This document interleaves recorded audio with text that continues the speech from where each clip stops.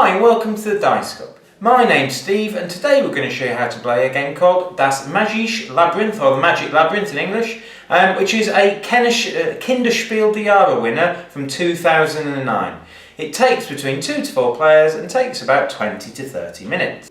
In the Magic Labyrinth, what you're trying to do is you're trying to get your wizard to various spots on the board dictated by a token you pull out of the bag. So if you pull out of a bag this particular token, you will place it on the board there. It's like a swirly snake, and on your turn you've got to try and get your person to that square.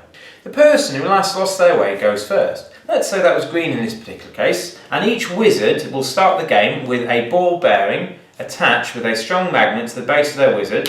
You can see that's pretty strong there, and you put the ball bearing under the board and the wizard on top.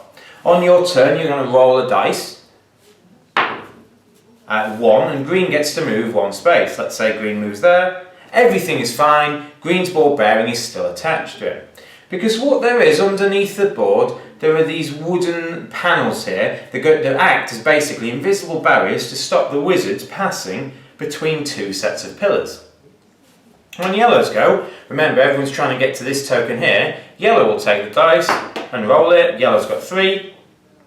And yellow gets to move 3 spaces, up to 3 spaces, they don't have to move at all, towards that as best they can. If they hit a wall, their go ends. But they do know once they've hit a wall where that wall is, and hopefully they won't hit it again. So let's say yellow goes 1, 2, 3, everything's fine. Yellow hasn't hit a wall and yellow's getting closer to this token. On red's go, red roll a dice, got a 5, red might go 1, uh-oh. You can hear that sound. Red's ball bearing has popped down, hit down here, oops, if I can get it, and come out, and that will be the end of red's goal.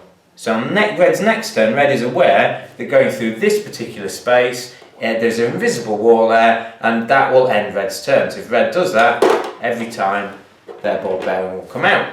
You always start from the same corner, so if red's ball bearing fell into one of the other holes because they got halfway across the board, they would start their next turn at this place. The idea is, throughout the game, the more you feel out on the board, the more places you go to, the better idea of in your head where all the hidden barriers are. Now everyone else can use the fact that red's hit that wall there to know that they shouldn't go through that particular place too. The first person to get to this place gets that point and scores it, and then we take from the bag a second point and reveal it on the board.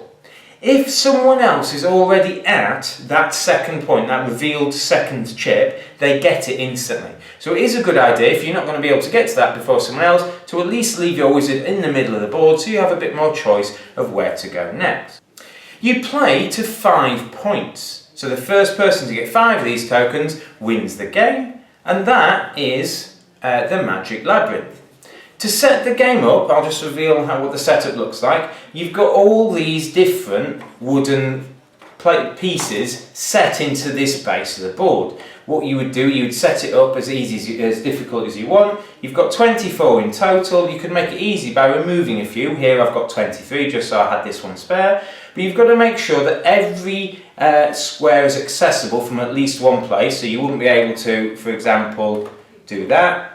That one is now impossible to get to, that's not allowed. And you need to make sure that all parts of the board can get to all other parts of the board. So again, you couldn't have that there because these 3, although you can get to one from the other, you can't get to anywhere else on the board. If you put that there, red could have only got to these 4 places. Then when you're setting the board up, you basically twist this round and twist this round so you don't remember where things are, and then you place this on top of it without looking, and you're ready to go. On your turn you roll a dice, and sometimes someone might be lucky to roll a high number, but if they roll a high number and can't remember where the walls are, it's of no advantage to them. It is a game that tests your memory, and it is quite a fun, quick filler for those people who would like to have a go at it. My name's Steve from the Dice Cup. Thank you very much.